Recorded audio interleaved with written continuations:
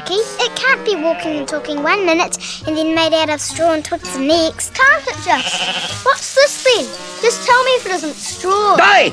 You put that there stuffing back in my stomach where it belongs, or I'll knock the stuffing out of you. What did I tell you? I said it was alive. I never said it wasn't alive, Manu. I just said it was made out of twigs and straw. Using in and teachers is just as aggravating as the ones I come away from. Well, of course I've made of twigs and straw. And I was alive just when I wants to be. Hey, who's this supposed to be? Who's that? Who's that indeed? Shall I tell him or will you? Don't ask me. Damnation donkeys, don't tell me you don't know neither. He's not only aggravating, he's ignorant as well. That's his absentee-ship, the crowman, that there is. That's not the crowman. Not the crowman what lives here. No, that's the crowman what lives there. The crowman what lives there, where I was before I came here. That's his eminence, the crowman, that there is. His eminence what made old Worzel. That's the one what breathed me, so I could walk and talk, see. I was a real, live, walking, talking scarecrow, cause of him. And I bet you'll be bumswizzled if you've ever seen one of them before. Bet you we have. Tons of times. Bet you haven't. Yes, we have. Dang me, you can't have done. We say we have. Lots. We'll show you one now if you don't believe us. Right, Manu? Right. All right then, clever clogs, show us.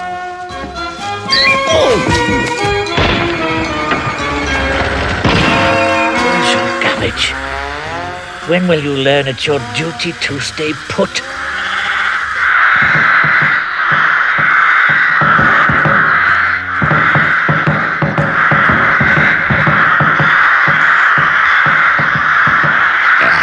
Scarecrow.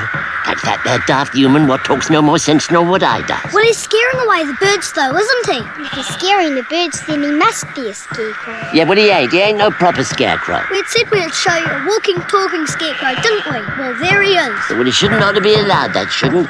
Humans pretending to be scarecrows. I don't see why not, if scarecrows can go around pretending they're humans. Yes. It ain't fair, him doing that. Taking the cups of tea and slices of cake out of the mouths of poor old scarecrows.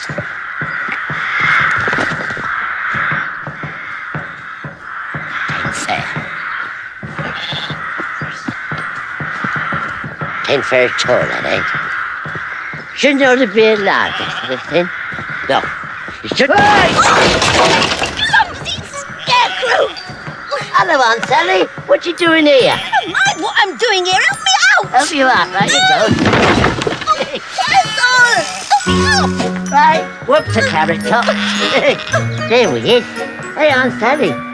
Why for was you wedged up tight in that there wheelie thing? Wedged up tight? I wasn't wedged up tight. I should have thought even an ignorant scarecrow could see the difference between someone who is wedged up tight and a lady what is sitting at her ease watching the parade go by. Parade? What parade's that then, Aunt Sally? Oh, the military gentleman.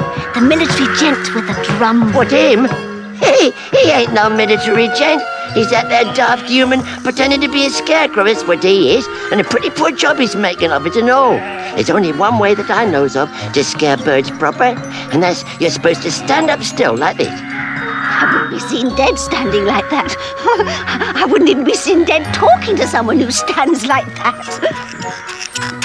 Your Aunt Sally, supposing I were to get hold of one of them drumby things, would you talk to me then? I might. Who can tell?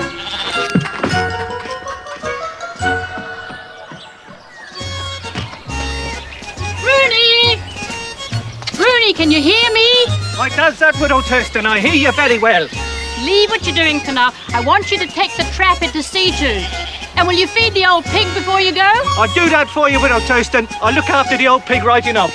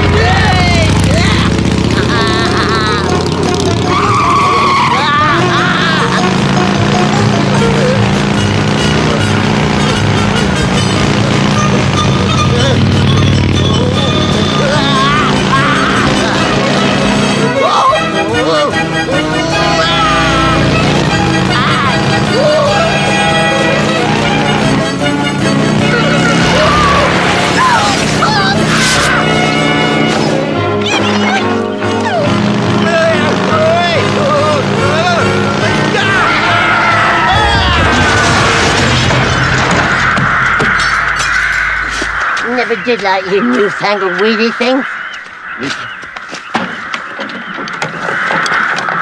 Yeah, I never did like you pesky birds neither. But at least I knows what to do with you. Caw, you dang pestiferous poopers! Old Worzel can scare you, standing still, moving about, or in a dang way he pleases. Go on, shove off! Get out of it, you black perishers! Old Worzel will scare you birdies as quick as falling off a...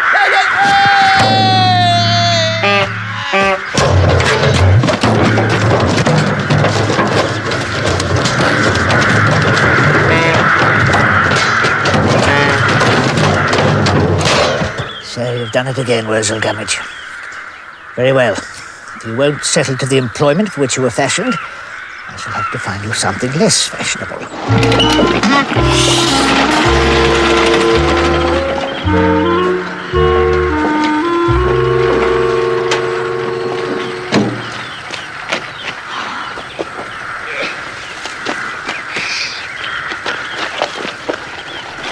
Really, Worzel?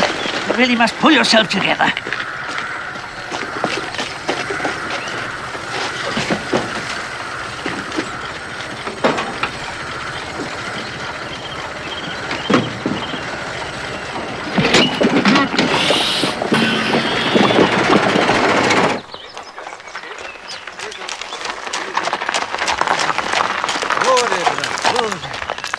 Well, Lydia's, look at that now.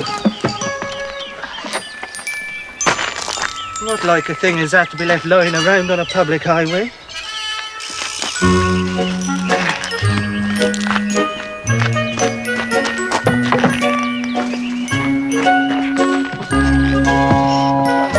Walk on, Joe. Walk on.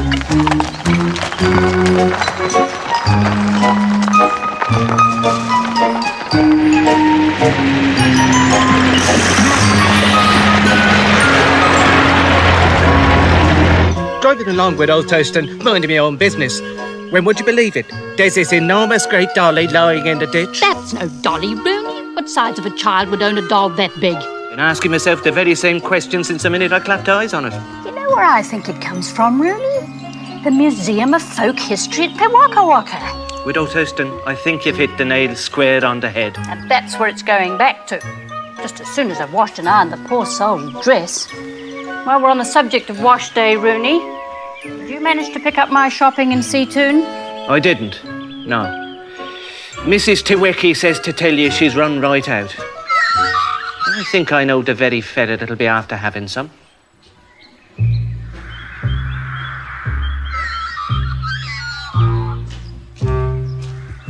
Mr. Croman, you at home at all? Sorry about that. You're no beauty, and that's a fact. How did that happen?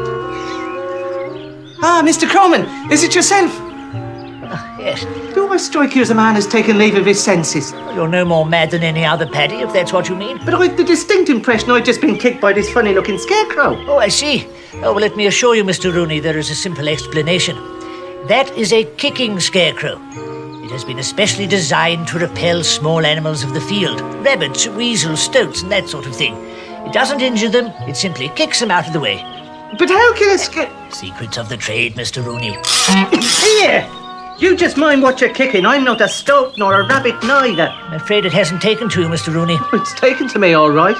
If you'd care to, have a look round my stock. Yes, we have a wide range of scarecrow wear. The old-fashioned style, sacking trousers and overcoats, is still very popular, particularly with the older farmer. Next to it, we have something much more upmarket for the younger farmer. Denim.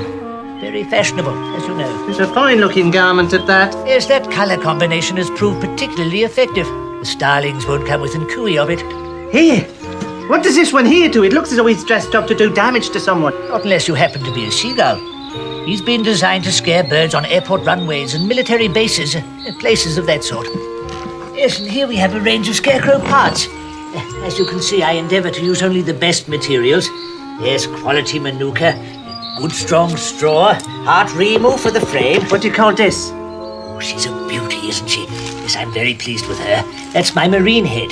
Don't tell me. To scare away the sharks. Not quite. No, actually, it's to scare away the shags and gulls from the local fishermen's nets. No, sir, that's, Well, yes, I always try to use local materials wherever I can. But you get a better idea if you step outside. I've several examples that might interest you.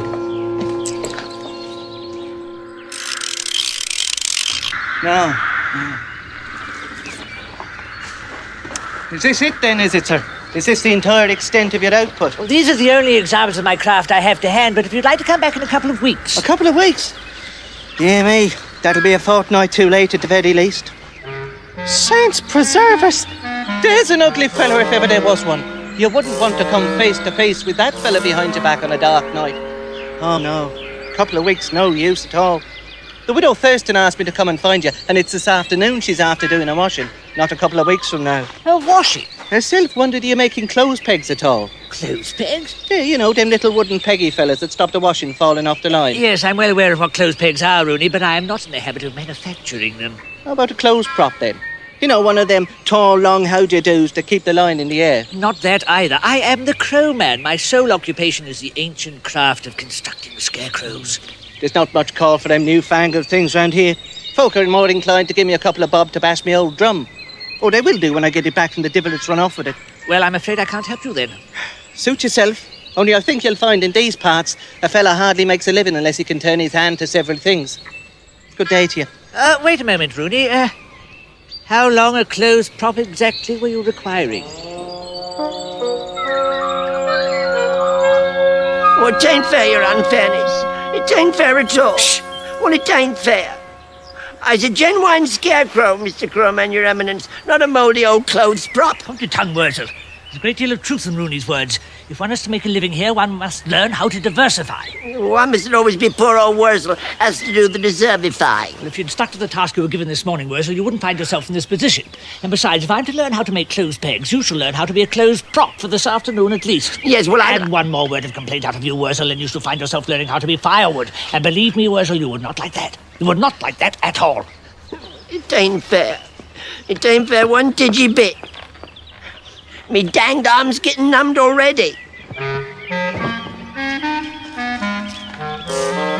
Scarecrow for a clothes prop? Certainly makes the ugliest clothes prop I've ever seen. Well,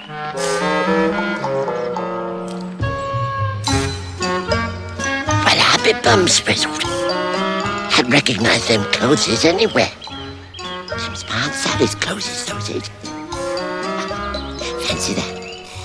Whole world was standing out here, holding its intended clothes up to dry. Hang on a minute. If them's my Aunt Sally's clothes, why aren't my Aunt Sally in them? I'll knock a pretty head off her delicate shoulders, so I will, walking around without a stitch of clothes on. I'll take them back to her straight away. God dang bums for alarm. I knew it was getting sort of nummy.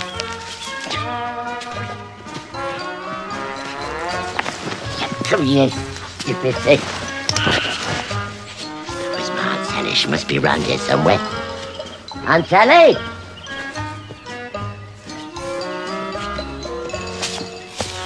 Aunt Sally! Aunt Sally, you better come out wherever you are. I've got your clothes for you. Aunt Sally!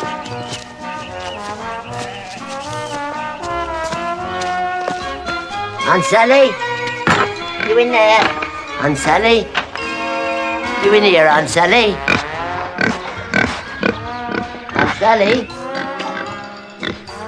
Oi, you silly sussy! What are you doing? Get away, you beastly pig! Leave my arm alone! Get out of here! Yeah. Aunt Sally! Aunt Sally! Aunt Sally! I know you're in there somewhere. Aunt Sally! Shove off! Oh, you're in there, is ya?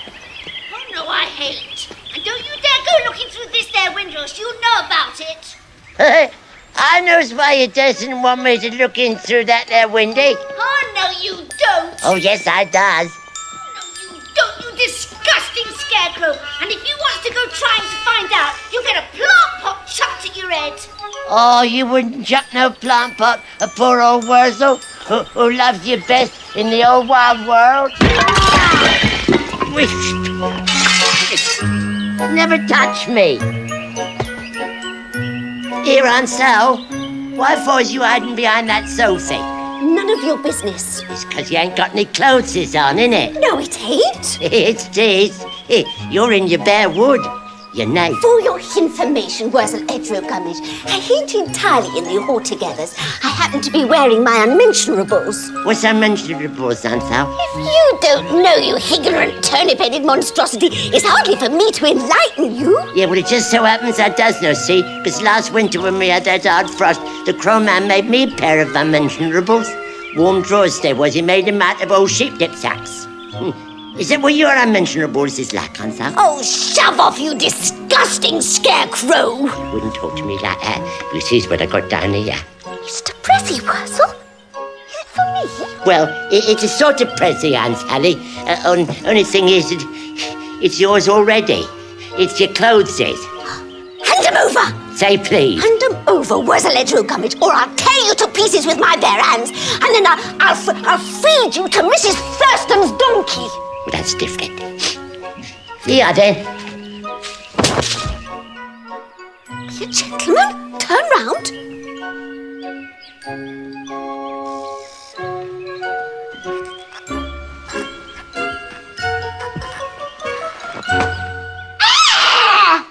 There's a harm in it. Oh, I forgot about that. That's my arm, Aunt Sally, just in case you was wondering. And that's my hand at the end of it, and them's my twiggy fingers at the end of that. So I'd be very much obliged if you'd hand it over to me. Hand it back? I wouldn't so much as stoop to pick up the disgusting object up off the floor. Oh, please, Aunt Sally, please. I needs it, just to make the pair up. My dress?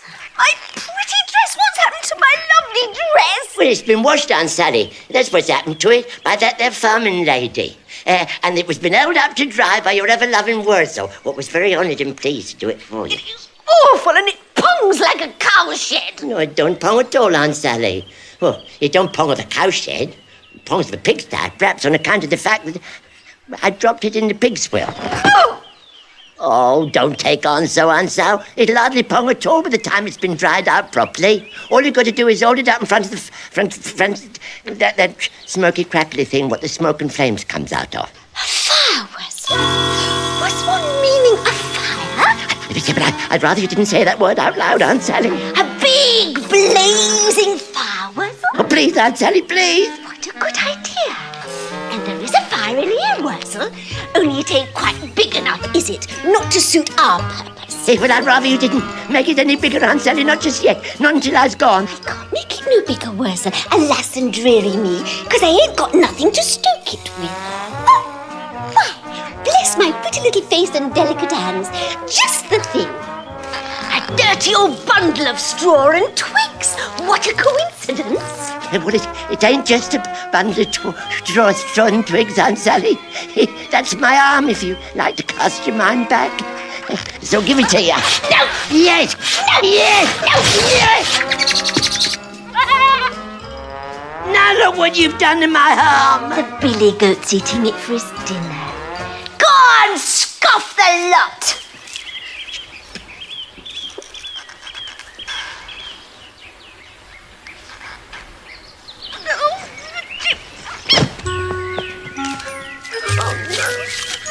Mr. Crowman! Well, will you look at that? Look at what? That big doll. If I was standing in a court of law, I'd swear I washed and hung that dress out an hour ago. Am I going mad or something? Don't answer that, Rooney, or you'll regret it. Well, I can't take it to the museum in that state. I have to do it all over again.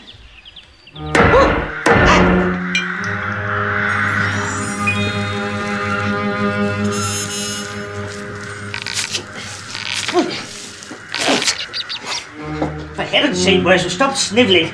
Dry your eyes and blow your nose. Oh, begging your pardon, your magnificence, but I can't. Of course you can. Great heaven, you must have suffered more damage before now than a lost arm. Well, it ain't that, Mr. Crowman, sir. It ain't that at all.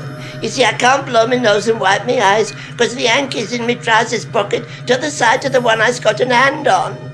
am I going to do with you, Worzel? I don't know, Your Magnificence. I've set you 2 simple tasks to perform today, and you've let me down on both of them. There, how's that? Worzel! Sorry, Mr. Crowmancer. I reckon you might just as well chuck the old of me on the bum on that crackly thing. Old Worzel ain't no use to nobody no more. I've let you down twice, and I've let me Aunt Sally down by mucking up her pretty frock 2 times. What's the most, Mr. Crowmancer, 2 times or twice? Aunt Sally Worzel is deserving of everything she gets. You're right there, your infallibility. My Aunt Sally is deserving of the whole wide world. I wish that the crowman that constructed you, Worzel, had seen fit in his infinite wisdom to provide you with a memory. Only an hour ago, Aunt Sally destroyed your arm. Well, that's because she loves me, Your Effluence, just as I loves her. I'd follow my Aunt Sally to the ends of the earth. And that's your problem in a nutshell, Worzel. And my problem in a nutshell, too.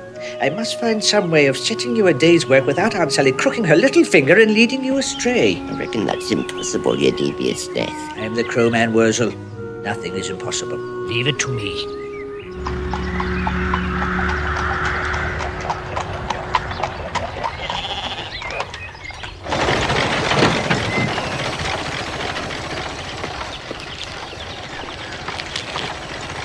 Thank you, Your Eminence.